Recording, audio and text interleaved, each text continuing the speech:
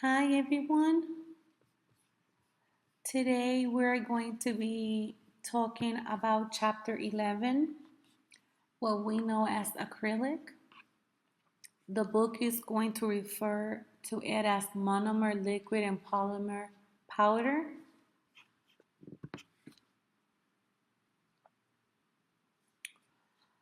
We're going to start the reading. Remember that this is just a recap of the reading. You will have to do reading on your own. Here we just recapping some important points of the chapter. And we're going to begin right here where it says nail enhancements that are based on mixing together monomer and polymer are commonly referred to as acrylic. So when we go get our nails done, we don't ask for monomer and polymer. We said we want some acrylic nails. It might surprise you to discover the real definition of acrylic. For many years, this word has actually been used incorrectly by the nail industry. Acrylic refers to an entire family of thousands of different substances, all of which share important, closely related features. Acrylics are used to make a wide range of things, including contact lenses, cements for mending broken bones, windows, and even makeup and other cosmetics. Surprisingly, all nail enhancement products are based almost entirely on ingredients that come from acrylic. So they all come from the acrylic family. For example, the ingredients in two-part monomer and polymer enhancement systems belong to a branch of the acrylic family. Those are called, so the ones that are in monomer and polymer are called methacrylates.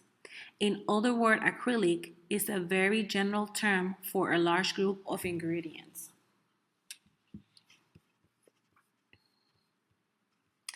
Today, monomer and polymer come in many colors, including variations on base in pink, white, clear, and natural. Let's highlight this. And let's highlight up here what acrylic means and what it can make, what it can be used for. And down here, where which branch of acrylic makes monomer and polymer, and what is it called?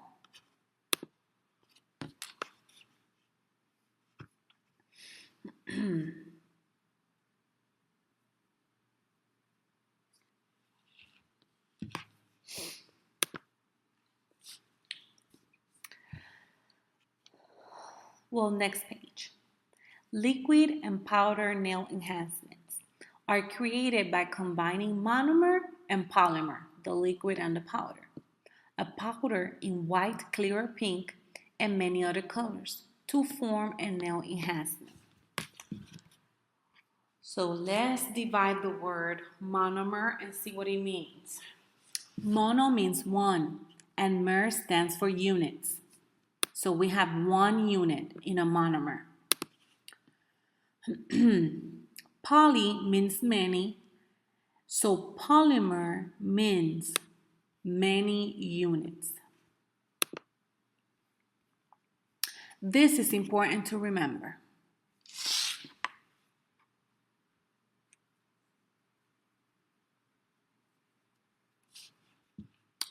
A natural hair brush is best for applying these enhancements. So it's called Kolinsky.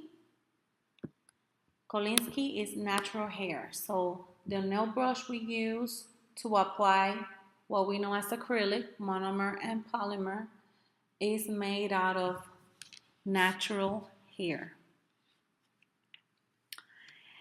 The tip of the brush is then touched to the surface of the dry polymer powder, and as the monomer liquid absorbs the polymer powder, a small bead of product forms. The monomer liquid portion is usually one of three versions of monomer used in the nail industry. So we have three of them.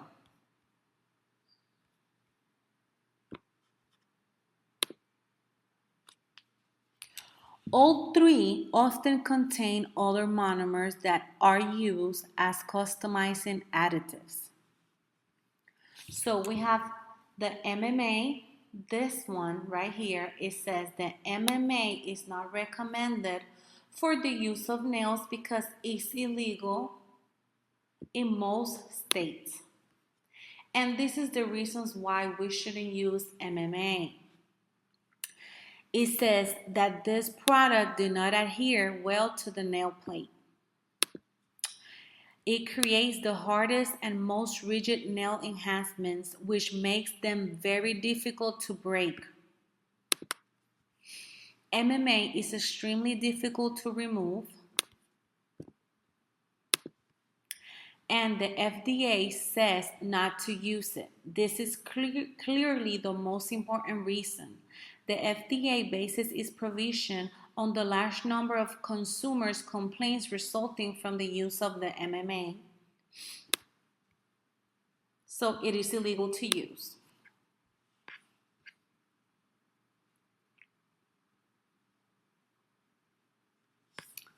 So let's talk about the polymer. When the polymer is made using a special chemical reaction called polymerization, also known as curing, so when it gets hard,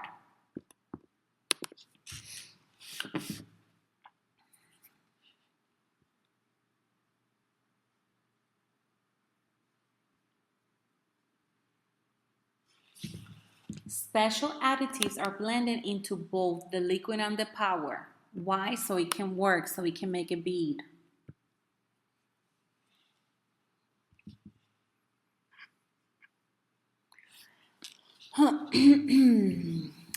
So in order for this to happen, the monomer, or for it to begin, the monomer and the polymer require special additives, and these are called catalysts. These are designed to speed the chemical. A little bit more down, you talk about the initiators. These are found in the polymer, and they are activated by the catalyst, which is the one that speeds the chemical. This one causes the monomer to permanently link to the polymer, so that's why it gets hard. Polymerization begins at the time the liquid touches the powder and make a bead. This creates polymers, and these are known as a chain reaction. This chain reaction is also known as polymerization reaction. This is a process that joins together the monomer and the polymer, and it creates a chain. Now let's talk a little bit about the initiator that is called BPO. And this BPO is the same ingredient they use in over the counter for acne medicine. And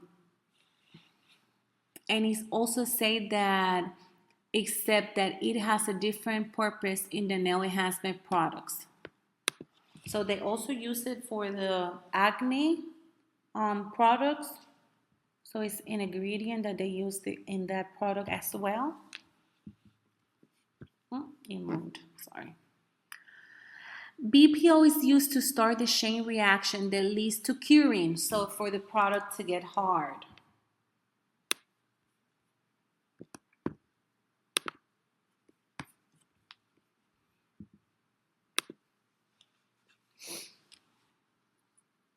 Let's talk about the odorless monomer.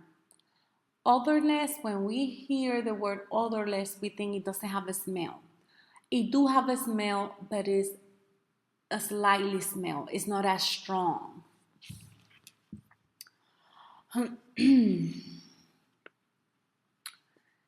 So right here it says, even though these products are called odorless, they do have a slight odor.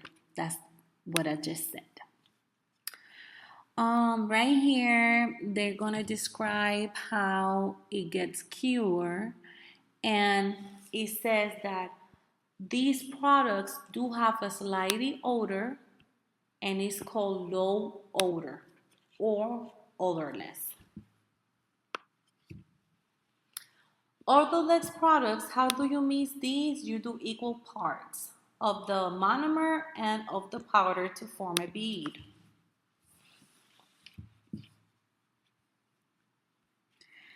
Odorless products harden more slowly and create a tacky layer on top called the inivation layer. This layer can be rolled off or filled away with a minimum grit abrasive used from cuticle to free edge. However, avoid skin contact. So when you use odorless, you're gonna feel like it never dried. The product did dry and it's hard. You have to remove that layer and it feels like, I will say, like a bubble gum. Once you file that, then you're gonna start filing and you're gonna start seeing dust coming out after the tacky layer. We also use other products before we can put the acrylic, the monomer and polymer.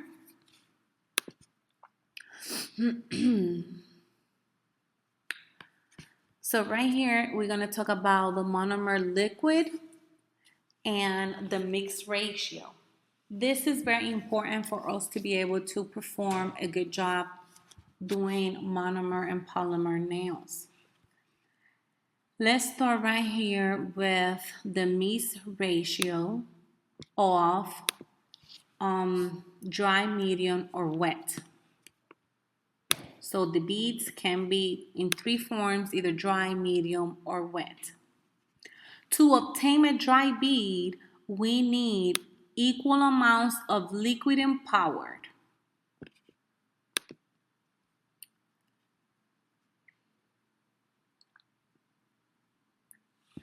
If you use twice as much liquid as powder, you will create a wet bead. Halfway between these two, you will create a medium bead, which means 1 and 1.5 more liquid than powder. If you want to have a perfect bead, how can you tell it's perfect? When your bead is round and shiny.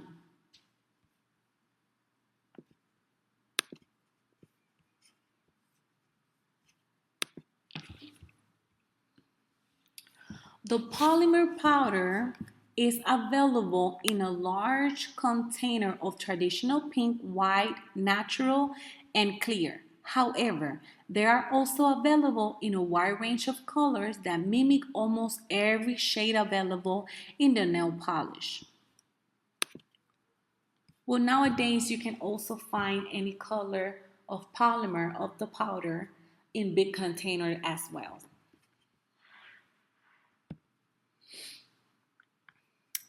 So we have nail primer. The nail primer, we use it before we apply the acrylic.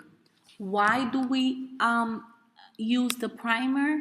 So we can have a better application, which means the product would adhere better on the nail.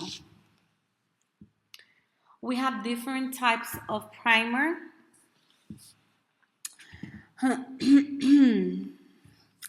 And it says right here that we have acid base primer.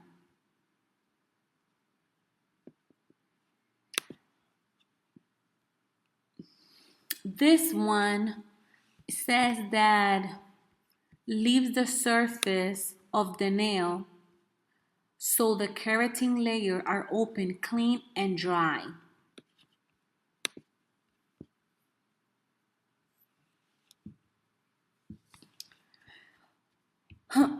Acid-based nail primers are corrosive to the skin and potentially dangerous to the eyes.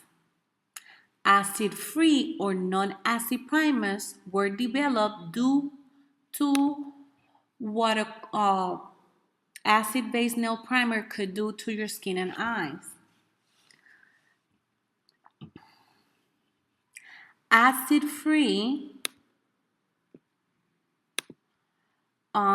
says are not corrosive to the skin and eyes.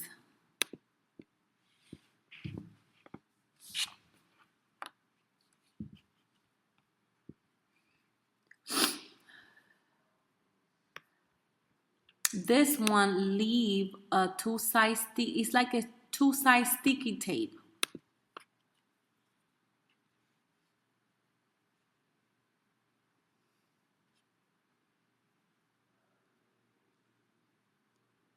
It says down here, acid-based nail primers will dry to a chalky white. Acid-free primer will dry to a shiny, sticky surface. So there's a difference right there. Abrasive. What does abrasive means? Is your nail files and buffers. They come in different grades. What a grades mean is how abrasive they are. So the grades refers to how many grains of sand are on the file per square inch. For example, if there were 100 grades of sand per square inch, then the particles will be spread apart, creating a rough surface. If there were 240, the sand particles will be closer together, creating a smoother surface. So you now understand that the lower the number, the rougher the abrasive. This is important. The higher the number, the softer it will be. Be aware that the different abrasive core materials will also change how an abrasive works. Plastic and wood cores are used for files and plastic. Sponge cores are used in buffers. Now they divided into three plus the buffers. So coarse, medium, and fine. A coarse grit is 100 grit or lower. What does this one do? This one says that can prepare the refill. A medium is 150 to 180 grit and is used for the initial shaping of the perimeter of the nail, refining the overall surface shape. And we have the 240 grit or higher, that this one is used for refining and finishing filing. Buffers. Buffers also come in grits between 100 and 400. These buffers are used to remove the scratches in the nail surface of the nail the files have created, so it looks shiny. A shinier is a buffer, usually 400,000 or 4,000, used to create a high shine on a natural nail or a nail enhancement when no polish will be worn. So this one will be good for the man manicure.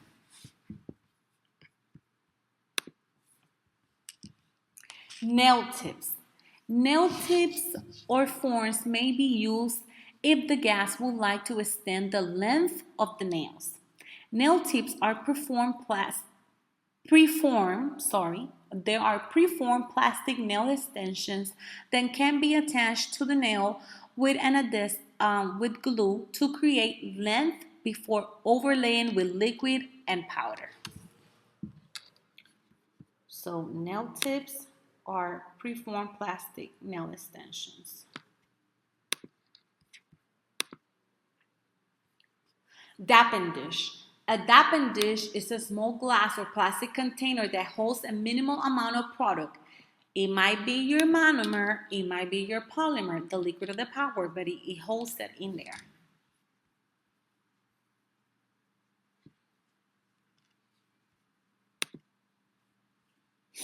The nail brush. The nail brush we use says that they come oval, round, or square and come in a variety of sizes. Um, the best one is the natural hair brush composed of Kolinsky.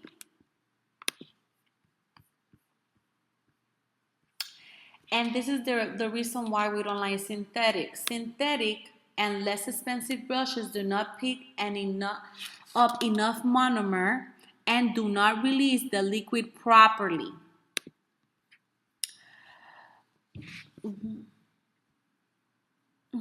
Avoid overly large brushes size 12 to 16 since they can hold excessive amounts of liquid and why we can touch the skin of the client. Which one is the size that they recommend for us is number 8. Number 8 is the size they recommend for us. I was trying to see if I could find it in here in the book, but I do not see where it says 8.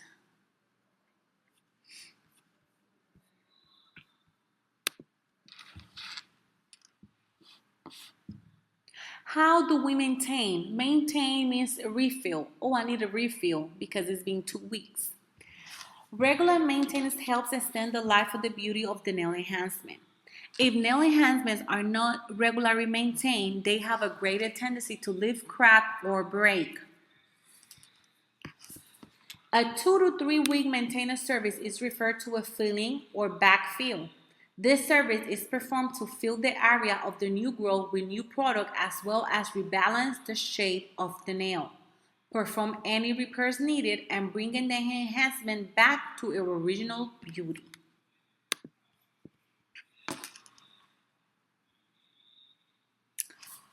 To remove the lifting, hold a 180 grit file flat against the lifted area and file until it is so thin that the lifted pieces flakes away. And up to right here is going to be our little review lecture for chapter 11. Hopefully this can help you. Remember, you don't have to watch it, you can also listen to it. And I will see you next time in the next recording. Have a very good day. Morning, night, whichever time of the day you connected to the video. Bye-bye.